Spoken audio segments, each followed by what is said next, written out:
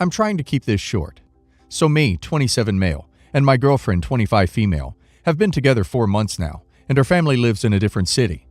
This weekend, her mom visited our city, and we met for the first time. She seemed very nice, and I offered her to stay in my house. Me and my girlfriend don't live together, but she spends a lot of time in my house. On Saturday, I caught her snooping around my house, and when I asked her what she was doing, she answered she was making sure I had nothing to hide. She had gone through all my drawers and closets, and was going through my gaming room when I caught her. I got mad at her and started yelling that she has no right to go through my stuff, even though I don't have nothing to hide. My girlfriend heard me yelling and came to see what was going on, and then she started to defend her mom. I finally said she can go to girlfriend's apartment or get a hotel for the rest of her stay, and now my girlfriend is mad at me and calling me an a-hole for kicking her mom out. So, am I the a-hole? Not the a-hole. No guest should be invading your privacy like that. As for your girlfriend, that's a red flag, defending her mother for snooping around. If she believes that's okay, she probably believes it's okay for her to do it as well. Not the a-hole. What audacity from your girlfriend's mother, and your girlfriend isn't far behind. Your girlfriend should have removed her mother from the situation rather than stand there and try to defend her poor behavior. Update. I talked with her and she didn't know what was going on when I started yelling. Then we talked about if she has gone through anything and she denied. I said I'm going to need some time to trust her fully because of her mother's actions, and she started flipping, so I broke up with her. Luckily, she didn't have keys to my house, but like someone suggested, I'm going to change locks just in case. And nothing seems to be stolen. Nothing valuable or containing personal info was in those drawers and closets.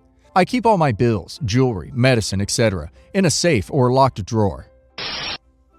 So, let's start off with my parents. They make good money, always have. One thing they've never done well: manage the money. Anytime they get a raise or come into some money, they have to spend it all. They have a crazy amount of credit card debt. They have always been the type of people to have the latest and greatest things. For example, last year we bought my husband a used car.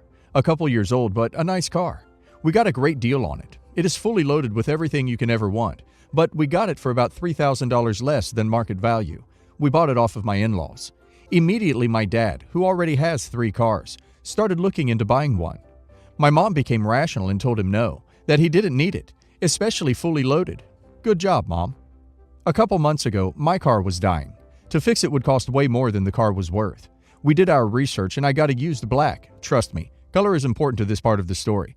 GMC Terrain. Again, we got a great deal because my husband's uncle works for the dealership where we got it.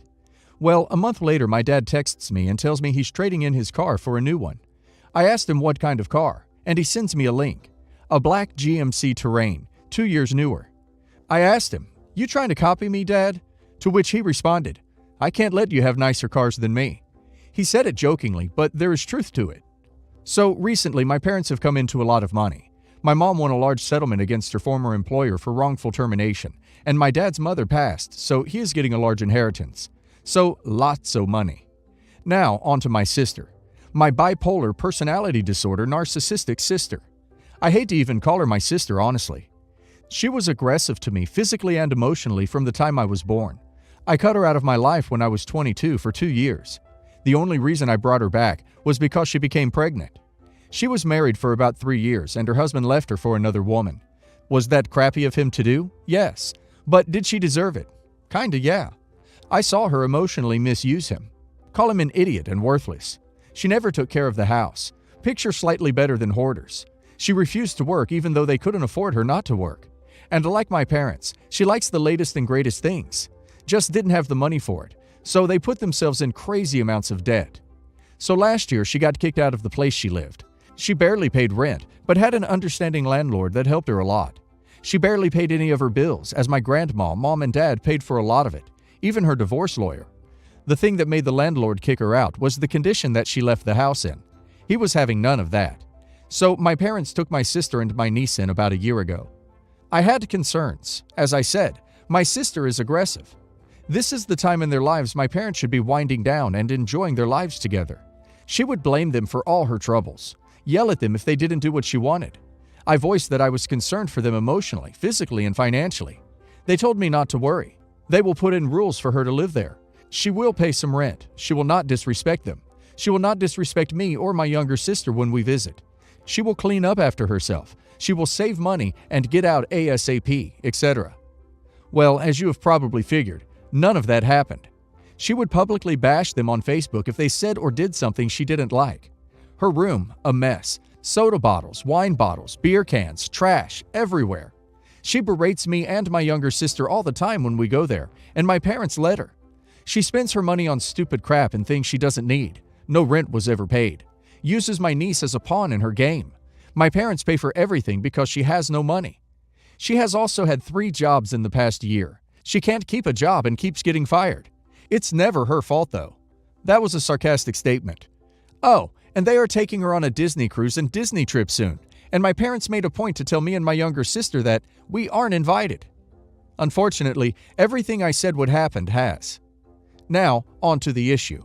My parents call me all excited. Dad's friend from work is selling his mother's home. It's conveniently 2 minutes away from my parents' house. It's small, and they are thinking of doing a down payment for my sister to live there. The only reason they told me? My younger sister was told, and she said that if they didn't tell their power of attorney, me, by the end of the day, she will. Even the fact that I am the power of attorney over my older sister shows that my parents don't trust her. They told me and her that the reason they chose me was because they can't trust her to make it fair. Yet, they are thinking of doing this big thing for her. Now, I bought a house in October of last year. My husband and I saved, drove crappy cars, didn't go on vacations, rarely ate out for our down payment of our house. We did it all on our own, no help from anyone. They called me to tell me that what they would do is change their will to state that it comes out of her portion of the inheritance. I guarantee they won't do that. It really isn't about the money for me, honestly. I don't care if at the end of the day I get no money from them, as long as they spend it on each other, doing things they want. I also understand that they are miserable living with her. My parents are currently seeing a family therapist on how to deal with her. When they told me, I got scared. They are financially binding themselves to someone who they have bailed out constantly. Well, over $25,000 worth. I told them that I think this is the dumbest financial decision ever, and that I want to speak with their physician about it. For them to think that this is a smart move is completely mind-boggling, and something is not right. They said it's only the down payment. She will be doing the rest. I asked them what happens if my sister stops paying for the house. What then? They won't let her or my niece be homeless, so they are going to continue to make the payments. They gave the argument that they can put it in their name, to which I said then they will never let it foreclose. Then there is this fact. If something breaks, my sister can't fix it. She can barely change a light bulb. What then? Are they going to go over there and fix everything for her? Who is going to mow the lawn? Who is going to shovel the driveway in the winter? Who is going to be the Mr. Fix-It? My dad. Guaranteed. He barely has time to do the things for his house, yet now he's going to have another one to take care of? He had a serious heart attack 2 years ago and had a bypass on 6 arteries. This isn't healthy for him, and Lord knows my mom can't do it. This is a mess. I told them that if she can afford a monthly mortgage, then she can afford rent. If they want to help her with a security deposit, fine, do it. But they will have no legally binding to it whatsoever. It's safer. They said I made a good point, but she has a dog. What place is going to take her with a dog? I said that my husband in my first apartment takes dogs, and it was $850 a month for a 1-bedroom, 1-den, 1-bathroom home. That is enough space for them. That way, if anything breaks, they will fix it. Snow plowing, they do. Mowing, they do. Even garbage. No reason for her to get a house where my parents will become responsible for it. This is all blown up. My younger sister is engaged and refuses to have anything to do with my parents over it. I'm going to distance myself, that is for sure. I feel as though I can no longer trust them. I've never trusted them much before, but that's an even longer story. And I've lost respect for them. I've worked hard for everything I have. I'm proud of that. They say that they are proud of me. Yet they are enabling my sister and her bad behavior, and then to buy her a house. What? What should I do? What should I say? The thought of going about the rest of my life with minimal contact with my parents crushes me.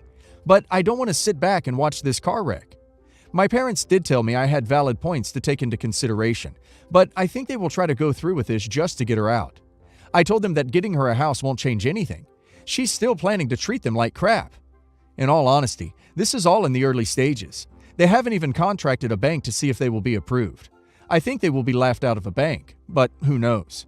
I'm pretty scared. I know that this is a mess that someday I'm going to have to deal with as power of attorney. The fact that they even think this is a good idea and want to go through with it, whether they can or not, makes me question everything. My older sister found out that my younger sister and I are extremely disapproving and are trying to talk our parents out of it. She knows we don't like her, so what did she do last night? Grab a steak knife and threaten to slip her wrists. A temper tantrum. This is not uncommon for her. My little sister told them she was going to call the cops, but my parents begged her not to because then they will take my niece away. Honestly, that might be the best thing for her. My parents said they are doing this for my niece, for her to be close by, and that you're not a mom so you don't understand. I understand helping your daughter. I was fine with her moving into their house in the first place, just had concerns. Now they are doing everything for her. She's 30. It's time to grow up. I don't even know what to do. I'm at the point I should just sit back, and if it happens, it happens. It doesn't concern me. I'll just clean up the mess after they are gone. Is there anything I can do? What would you do if you were me? You've said your piece, and that's it. They are adults, and it is their money. Just live your life and move on. If it does crash and burn, don't be a sounding board for their troubles. Stop them tactfully, and let them know you gave your concerns before all of this, and will not have conversations concerning this matter further. Update. I'm going to just let go. If this happens, then it happens. I've talked it over with my sister, husband, and grandma, and we all have decided to step back from this. My younger sister still wants no contact for now, and that's her choice. I will be minimal. It's not us versus them. It's being worried about my parents. My mom and dad both have health issues, and I don't want this to crush them. I do love and worry about them. They are all adults. While it's not the brightest decision, it's theirs to make. My parents have involved all three of us for a long time in problems and decisions that we shouldn't have been in, even as small kids. Maybe that's why they felt the need to tell us all this. Maybe they shouldn't have, at least not yet, or until they at least met with a bank. As for me being power of attorney, I'm also the executor of their estate. If this goes through, I will tell them I want to meet with their lawyers and figure this all out. I will decide then if I want to continue. Damn, I need to see a therapist. Update 2. First things first, my parents did not ever do a down payment on a house for her. They told her to go do some research and see what she can get as far as a loan, and every bank told her no, which is what I figured might happen. The most delusional thing is, she still thinks she can afford it and still keeps looking. I asked my parents about it recently and they said, yeah, we screwed up saying we could do that. She can't ever afford a house. I asked about helping her find an apartment, and that never goes anywhere. She seems very content verbally mistreating my parents in their home, and they let her, so no change there. One thing that happened was the 5 of us, younger sister included, went into family therapy. For a while it was just my parents and older sister going, trying to work on their dynamic as they are the ones who live together and battle a lot. When I did go, it helped me a bit. He made me realize that I really shouldn't hate my older sister as much as I should be more angry with my parents. They are the ones who didn't protect me from my aggressive sister. He also paired us up. Each person in the family had a partner that they were to go to when problems happened. Someone to vent to, and that person was to have the other person's back in arguments, no matter how wrong they may have been. I was paired up with my older sister. It was exhausting, but I really tried my best. As things usually happen, she came to me with everything, and yet I never went to her. I never told her about my problems. She called me every single day to talk about hers. One family session, the therapist brought up that everyone in the room has problems. All of us are depressed. All of us have combative PTSD. Some have anxiety. My mother is an active addict. My father is a narcissist and a-hole, and he just doesn't care. My older sister has borderline personality disorder. It doesn't make any of us bad. It's just who we are because of our trauma. He wants us to seek individual therapy outside of seeing him. He then asked who is actually trying the tools he has taught us to communicate, and I was the only one who answered. He told us that some of us were on the verge of pulling away, and some of us are even on the verge of dying. Pretty serious crap for our last session, right? Yeah, you read that correctly. It was our last session. The next week we got a group text from the therapist breaking up with us, telling us that I am only able to work on a few clients right now, as I am having personal problems. So people could die, but oh well. No recommendation for another therapist. Nothing. Just a be kind to one another, and let's pick up again in the fall. Needless to say, we haven't been back. Also, my older sister is adamant that she is perfectly normal and that his diagnosis is wrong and wants his license for it. My younger sister did get married this past weekend. The only drama was from my older sister. One thing I never mentioned in the original post was that my older sister, for years, has never stepped her boundaries with my husband. She will flirt with him, try to cuddle with him, jump into his arms, and more. I have told her repeatedly to stop, and she hasn't. She has gotten creepy over her infatuation with him.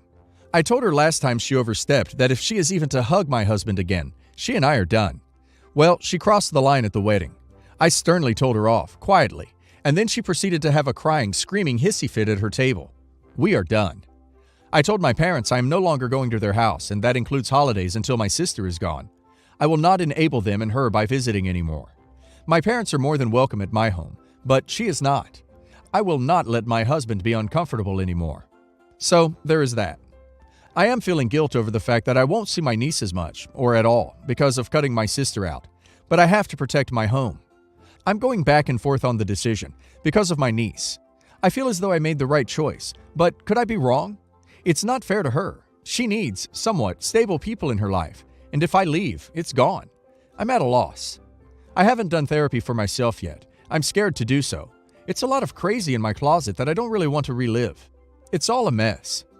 Any thoughts? Did I do the right thing? What do I do to help my mom, dad, and niece without compromising my decision?